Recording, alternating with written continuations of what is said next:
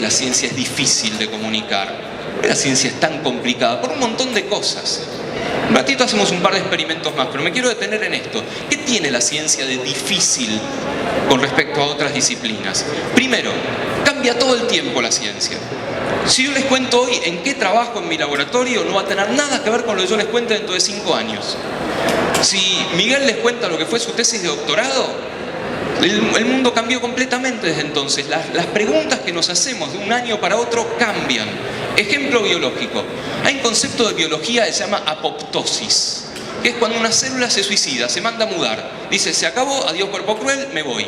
Ejemplo, un feto, cuando está en la panza de la mamá, no puede hacer esto. ¿Por qué? Porque en el medio de los dedos tiene piel.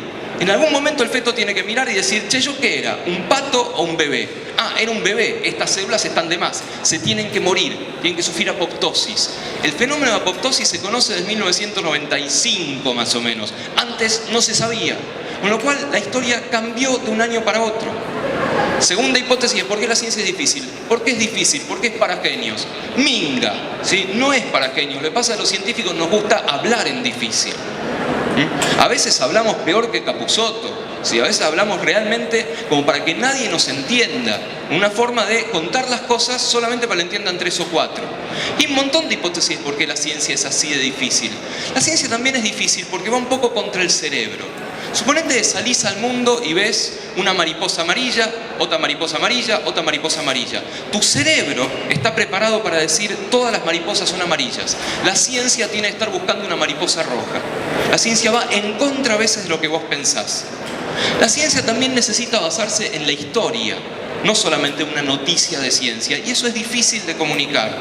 Y posiblemente, y esto es lo que les quiero contar en pocos minutos, también la ciencia es difícil, porque muchas veces te da respuestas a preguntas que nunca te hiciste. No sé si ustedes se despertaron alguna vez en el medio de la noche preguntándose, che, ¿qué es el bosón de Higgs? Seguramente no les pasó eso. Y eso hace que la ciencia sea difícil, porque se va de tu vida cotidiana. Y les quiero contar 3, 4, 5 ejemplos de la ciencia en la vida cotidiana. Primer ejemplo. Mírenme bien, ¿eh? El primer ejemplo es este. ¿Qué hice? ¿Qué van a hacer ustedes en los próximos segundos? ¿Y por qué? ¿Por qué si yo bostezo, ustedes bostezan? Es contagioso. Eso me estás describiendo el fenómeno, ya dijo es contagioso. Es lo mismo decir es contagioso que si yo bostezo, ustedes bostezan. La pregunta es ¿por qué? ¿Y cómo demostrarlo? ¿Alguna idea? Una pregunta antes, ¿por qué bostezamos? ¿Por qué bosteza la gente? ¿Pues tiene sueño? No siempre, no necesariamente. Yo acabo de bostezar y ustedes ahora van a bostezar y no van a tener sueño. Con lo cual no es una hipótesis muy adecuada. ¿Qué más? ¿Por qué bostezás? ¿Cómo? El virus del bostezo. Eso es para verificar por qué es contagioso. Pero la primera pregunta de por qué bostezás la dejamos en suspenso. Segunda pregunta, ¿por qué es contagioso? ¿Por qué hay un virus que contagia? ¿Por qué ahora ustedes van a tener ganas de bostezar?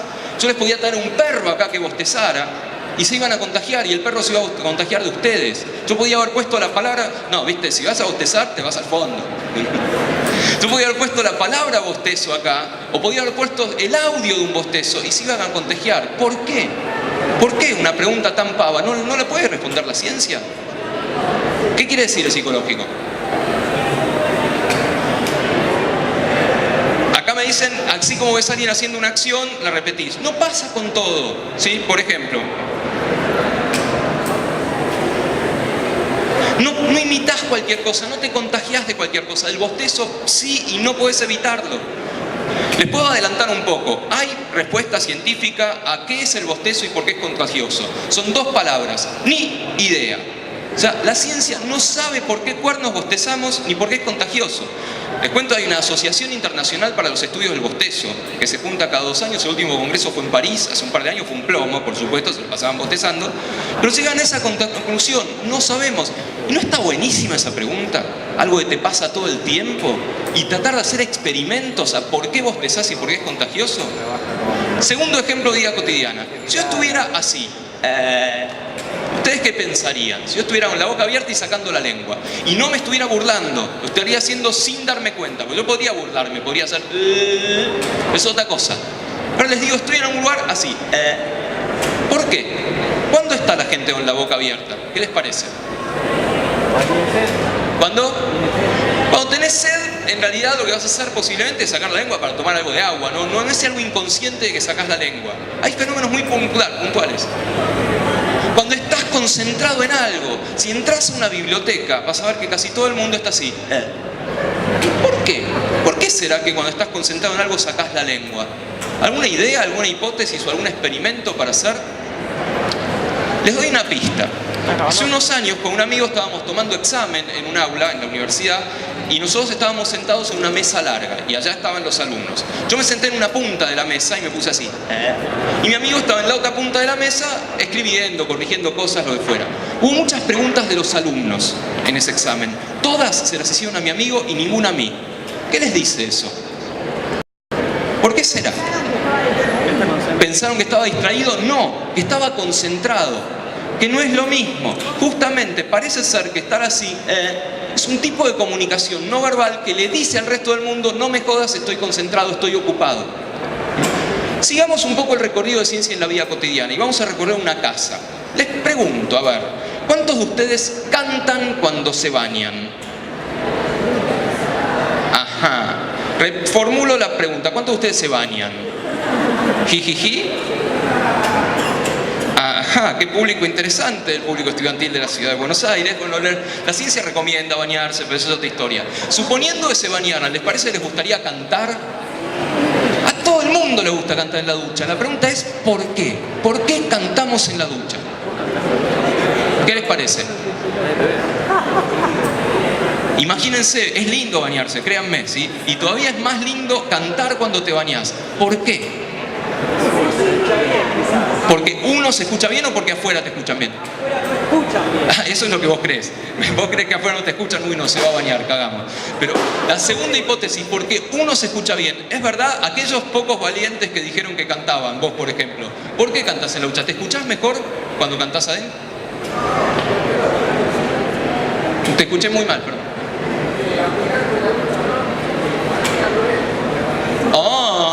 Bueno, perdón. Bueno, parece que las opiniones están divididas.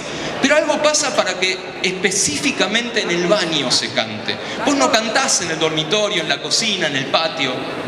Algo pasa para que te escuches mejor. ¿Qué será? ¿Qué tendrá de diferente el baño con respecto a otros ambientes de la casa? ¿Qué les parece? ¿Y por qué rebota el sonido en el baño? Porque las paredes son distintas. Las paredes no son de ladrillo o de madera o de hormigón.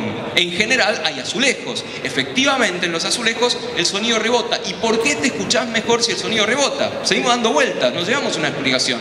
¿Por qué si el sonido rebota te escuchás mejor? ¿Por qué?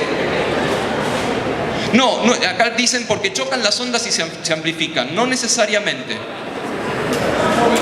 Se modifican más o menos. En realidad pasan dos cosas. Primero, supongamos que nosotros somos un coro. ¿Sí? Acá hay, no sé, 100 personas cantando en un coro y hay dos que cantan como el orto. ¿Los escuchamos a esos dos o van a perderse en el resto?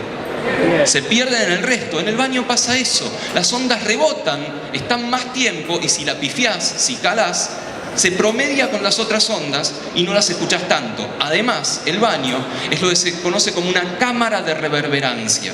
¿Qué quiere decir eso? Que no todas las notas suenan iguales. Las notas más graves suenan más fuerte y uno canta peor cuando canta más agudo. Por eso se escucha mejor uno en el baño que en otros ambientes de la casa. No podría ser otras hipótesis, será por el agua, será por el agua caliente. Hay que hacer experimentos. Hay que cantar sin agua o con agua fría a ver qué es lo que pasa. Sigamos en el baño. Mañana cuando se levanten, ya sé que no se bañan, pero supongo que se lavan la cara, ¿sí? Entonces van y se lavan la cara y miren al coso ese que los mira desde el espejo y lleven una regla. Y míranle la cara al coso que los mira del espejo y su cara. Lo dejo en suspenso, así se bañan por una vez, ¿sí? Si van y se lavan. Van a llevarse una gran sorpresa cuando midan el coso y midan su cara. Seguimos recorriendo la casa y vamos al jardín ahora para ver qué ciencia cotidiana hay. Yo tengo un patio en mi casa y después de la primavera o en verano se me llena de babosas que las detesto, con lo cual uno de mis placeres favoritos es tirarle sal, bien que está buenísimo, bien de biólogo, ¿sí? Pero era un poco cruento esto de tirarle sal. Entonces me contaron una vez que las babosas son recontra borrachas, son súper curdas, y que la mejor forma de sacarse encima a las borrachas de las babosas es poner un vaso de cerveza en el medio del patio, y las minas no pueden soportarlo, se van tiqui tiqui tiqui, se meten adentro del vaso, se empedan y después no pueden salir y se mueren ahí adentro. No puede ser. Yo pensé, no puede ser que tantos siglos de evolución nos den como resultado babosas borrachas. Hice el experimento y funcionó. Puse un vaso de cerveza y había 10 babosas ahí adentro. No puede ser. ¿Alguna explicación, alguna idea o algún contraexperimento de qué está pasando ahí en mi jardín? ¿Por qué las babosas van a la cerveza? ¿Evolucionaron para chupar cerveza? ¿Qué podrá ser?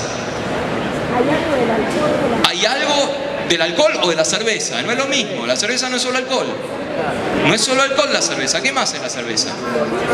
Levadura, hongos, comida. Y eso es lo que quieren las babosas. Con lo cual, al día siguiente, ¿qué hice? Puse un vaso con una solución de levadura, la misma que se usa para hacer pan. Cuando haces pan, disolvés un cachito de levadura. Y lo mismo, a la mañana siguiente, un montón de babosas ahí, lo cual yo estaba feliz, como corresponde, y mis hijos más todavía, ¿sí? Hay un montón de ciencia en tu casa esperando a que vos la vayas a ver. Y por último, hay un montón de ciencia en tu cuerpo. Nosotros somos ciencia. Nosotros podemos, por ejemplo, medir el crecimiento de las uñas. De hecho, hay un paper famoso, clásico, que se llama El crecimiento de las uñas, 35 años de observación. ¿Se imaginan lo que hizo el ñato este? Se pasó 35 años mirando esto. ¿Y cómo lo hizo? Dibujó una rayita en la base de la uña y midió cuánto tiempo pasaba esa rayita, un marcador, en llegar a la punta del dedo. Distancia sobre tiempo es velocidad. Qué pavada, ¿no? Y para eso gastan los impuestos los científicos, para medir esto. Es una pavada. Es una pavada medir el crecimiento de una parte del cuerpo. Es una pavada saber que las uñas crecen igual en las manos que en los pies, o en las dos manos, en hombres y en mujeres. De ninguna manera. Y eso está a tu alcance. En cualquier momento vos podés hacer eso. Hay un montón de ciencia escondida en tu cuerpo y vamos a tratar de descubrirla.